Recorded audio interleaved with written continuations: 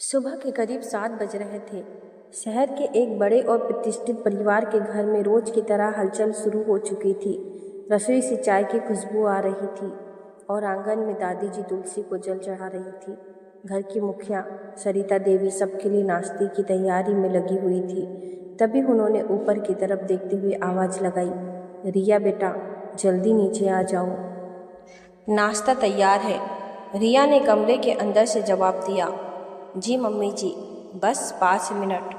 रिया एक पढ़ी लिखी और आत्मनिर्भर लड़की थी। उसने एमबीए किया था और एक बड़ी कंपनी में अच्छे पद पर काम करती थी। कुछ महीने पहले ही उसकी शादी आदित्य से हुई थी। आदित्य भी एक सॉफ्टवेयर इंजीनियर था।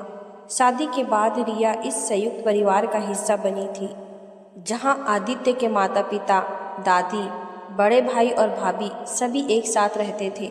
शादी के शुरुआती दिनों में सब कुछ बहुत अच्छा चल रहा था। परिवार के सभी लोग रिया से बेहद प्यार करते थे। सरिता देवी तो उसे अपनी बेटी की तरह मानती थी, लेकिन धीरे धीरे रिया को संयुक्त परिवार का माहौल थोड़ा अलग लगने लगा। उसे लगता था कि हर काम में परिवार की भागीदारी उसकी निजी जिंदगी को सीमित कर रही है।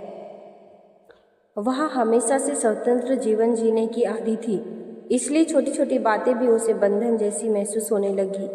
एक रविवार को घर में रिश्तेदार आने वाले थे। सरिता देवी सुबह से ही तैयारियों में लगी थी। उन्होंने मुस्कुराते हुए रिया से कहा, बेटा अगर तुम मेहमानों के लिए चाय और नाश्ते का ध्यान रख लो तो मुझे बाकी काम निपटाने में आसानी हो जाएगी। रिया ने काम तो कर दिया, लेकिन उसके मन में यह बात बैठ गई कि शादी के बाद उससे बहुत ज़्यादा अपेक्षाएं की जा रही है। रात को जब वह अपने कमरे में पहुंची तो उसने आदित्य से कहा, मुझे समझ नहीं आता कि हर छोटी बड़ी जिम्मेदारियों में मेरा नाम क्यों आ जाता है। मैं नौकरी भी करती हूँ और घर के काम भी। कभी कभी लगता है कि हम अलग रहते तो ज़्यादा अच्छा होता। आदित्य उसकी बात सुनकर हैरान रह गया। उसने शांत स्वर में कहा, रिया, मम्मी ने सिर्फ मदद मांगी थी, यहाँ कोई तुम्हें मजबूर नहीं कर रहा। परिवार में सब एक दूसरे का हाथ बटाते हैं। लेकिन रिया के मन में अलग रहने का विचार धीरे धीरे मजबूत होने लगा। उसे लगने लगा था कि अपनी जिंदगी अपने तरीके से जीने के लिए उसे और आदित्य को अलग घर में रहना चाहिए। रिया के मन में अलग रहने का विचार तो आ गया था, लेकिन उसने जल्दबाजी में कोई फैसला नहीं लिया। अगले कुछ हफ्ते तक वह घर के माहौल को समझने की कोशिश करती रही। दूसरी तरफ आदित्य भी उसे समझाता रहा कि संयुक्त परिवार में रहने का मतलब सिर्फ जिम्मेदारियां नहीं, बल्कि एक दूसरे का सहारा बनना भी होता है। लेकिन रिया को लगता था कि उसकी नौकरी काफ़ी चुनौतीपूर्ण है और वह अपने करियर पर पूरा ध्यान देना चाहती है। एक दिन ऑफिस में रिया को प्रमोशन मिलने की खबर मिली। इसके साथ ही उसकी जिम्मेदारियां भी बढ़ गई। अब उसे कई बार देर तक ऑफिस में रुकना पड़ता था और कभी कभी वीकेंड पर भी काम करना पड़ता था। उसी दौरान घर में दादी जी की तबीयत थोड़ी खराब रहने लगी।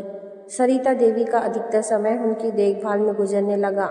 ऐसे में घर के बाकी सदस्य अपनी अपनी क्षमता के अनुसार मदद करते थे। कभी बड़ी भाभी रसोई संभाल लेती तो कभी आदित्य बाजार से सामान ले आता। एक शाम रिया ऑफिस से काफ़ी थकी हुई घर लौटी। घर पहुंचते ही सरिता देवी ने उससे कहा, बेटा अगर तुम्हें ज़्यादा परेशानी ना हो तो कल सुबह दादी जी को अस्पताल ले जाना पड़ेगा। मेरी तबीयत भी आज ठीक नहीं लग रही है। सरिता देवी की बात गलत नहीं थी, लेकिन रिया पहले से ही ऑफिस के एक महत्वपूर्ण प्रोजेक्ट को लेकर तनाव में थी। उसे लगा कि घर और नौकरी की जिम्मेदारियों के बीच वह खुद के लिए समय ही नहीं निकाल पा रही है। उस रात उसने फिर आदित्य से अलग रहने की बात की। इस बार उसने अपनी बात विस्तार से समझाई।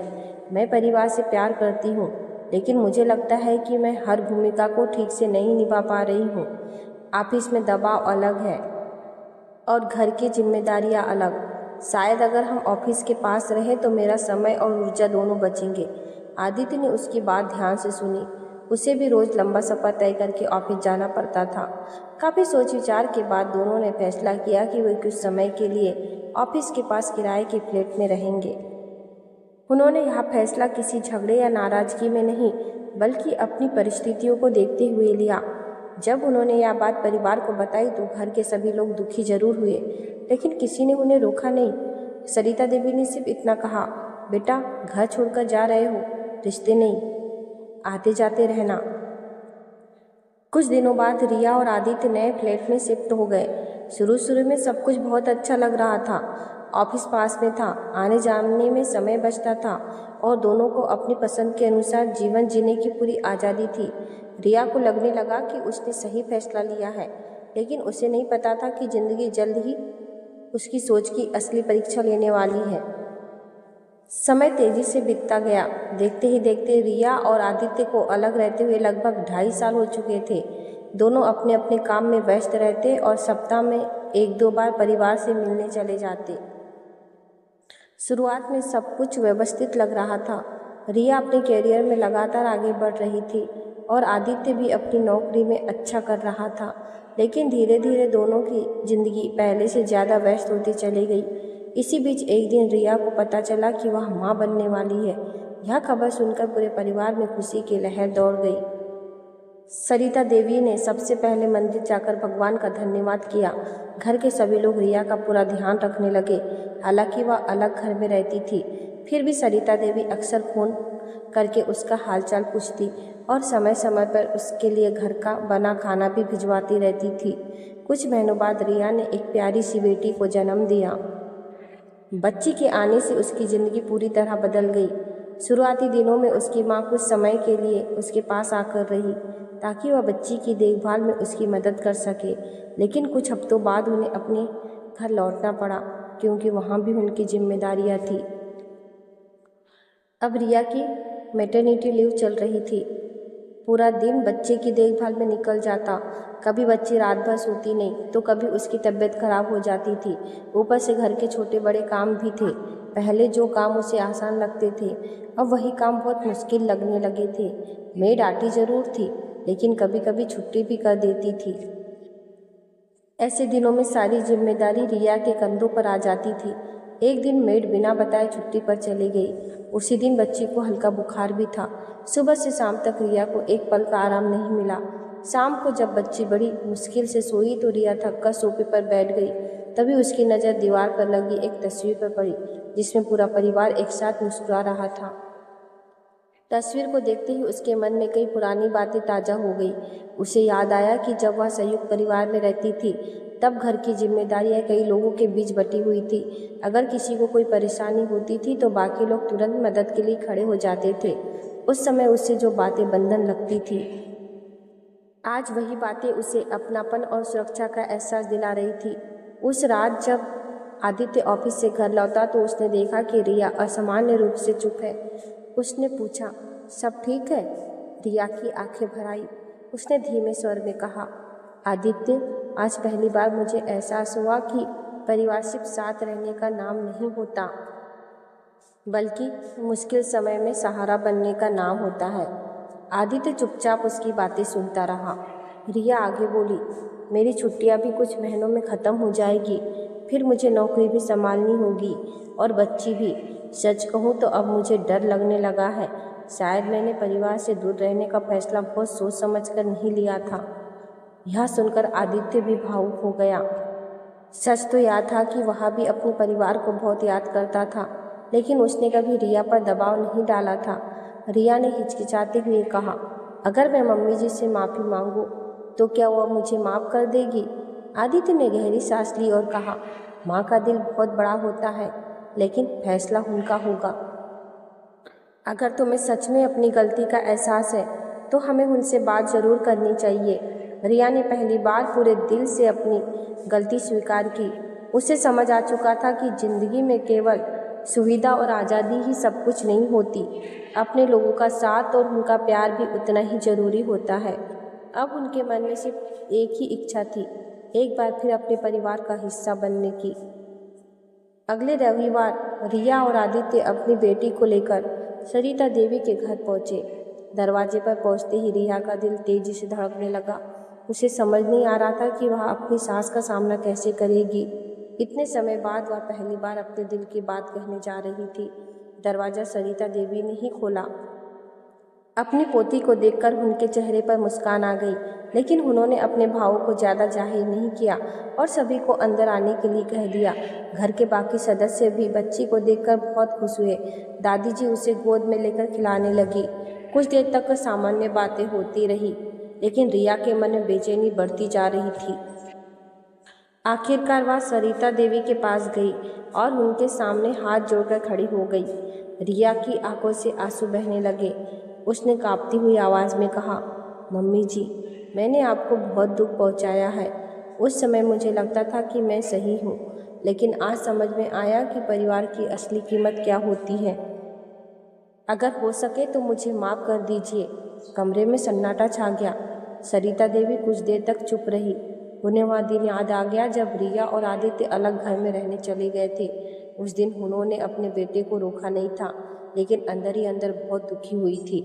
कुछ क्षण बाद उन्होंने शांत स्वर में कहा, रिया, जब तुम लोग अलग रहने गए थे तब मुझे दुख जरूर हुआ था, लेकिन मैंने कभी तुम्हारे लिए बुरा नहीं सोचा। हर इंसान को अपनी गलतियों से सीखने का अधिकार होता है। यह सुनकर रिया की आंखों से और भी ज़्यादा आंसू बहने लगे। उसने सरिता देवी के पैर पकड़ लिए। सरिता देवी ने तुरंत उसे उठाकर गले लगा लिया। कई महीनों से उनके मन में जमा पछतावा आज आंसुओं के रूप में बाहर निकल रहा था। उस दिन सभी लोग काफ़ी देर तक साथ बैठे। जाते समय रिया कुछ नहीं बोली, लेकिन उसकी आंखों में एक उम्मीद थी। दूसरी तरफ सरिता देवी भी अपनी पोती से अलग होने के बाद बार बार उसके बारे में सोचती रही। उस रात सरिता देवी को नींद नहीं आई। वह सोचती रही कि गलती चाहे रिया की थी, लेकिन आखिर वह उनकी बहू ही नहीं, बेटी जैसी भी तो है।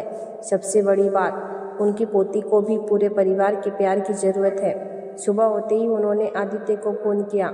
फ़ोन उठाते ही सरिता देवी बोली, बेटा, यह घर तुम्हारा अपना है। अगर तुम लोग वापस आना चाहते हो तो आ जाओ, लेकिन इस बार रिश्तों को समझकर निभाना। यह सुनते ही आदित्य की खुशी का ठिकाना नहीं रहा। उसने तुरंत यह बात रिया को बताई। रिया की आंखों से खुशी के आंसू निकल पड़े। उसे लगा जैसे भगवान ने उसे अपनी गलती सुधारने का एक और मौका दे दिया हो। एक सप्ताह बाद रिया और आदित्य वापस परिवार के साथ रहने आ गए। इस बार रिया का नज़रिया पूरी तरह बदल चुका था। अब वह घर के कामों को बोझ नहीं समझती थी। सुबह वह खुद उठकर सबके लिए चाय बनाने में सरिता देवी का हाथ बटाती। जब उसकी मैटरनिटी लीव खत्म हुई और उसने नौकरी दोबारा शुरू की, तब उसे संयुक्त परिवार का असली महत्व समझ में आया। रिया ऑफिस जाती तो उसकी बेटी कभी दादी के पास रहती, कभी परदादी के साथ खेलती और कभी ताई के साथ समय बिताती। अब रिया को हर समय चिंता नहीं रहती थी। घर लौटने पर उसे थकान जरूर होती थी, लेकिन मन में सुकून भी होता था। उसके अपने लोग उसके साथ है। समय बीतता गया। एक दिन शाम को रिया अपनी बेटी को आंगन में खेलती हुए देख रही थी। तभी सरिता देवी उसके पास आकर बैठ गई।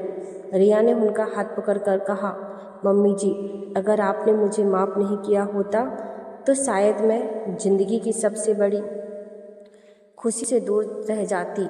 सरिता देवी मुस्कुराई और बोली, बेटी, परिवार की खूबसूरती ही यही है कि यहाँ रिश्ते तोड़े नहीं जाते, संभाले जाते हैं। रिया ने पूरे परिवार की तरफ देखा। आज उसे समझ आ चुका था कि सफलता, पैसा और सुविधा जीवन को आसान बना सकते हैं, लेकिन सच्ची खुशी अपने लोगों के साथ रहने में ही होती है। उस दिन उसने दिल से परिवार और रिश्तों की असली कीमत को समझ लिया था। दोस्तों, आपको क्या लगता है? क्या रिया ने सही समय पर अपनी गलती सुधार ली? अपनी राय कमेंट में ज़रूर बताइए। कहानी पसंद आई हो तो लाइक, शेयर और हमारे चैनल अनमोल प्यारी कहानी जंक्शन को सब्सक्राइब करना ना भूलें। राधे राधे दोस्तों, मिलेंगे फिर एक नई कहानी के साथ।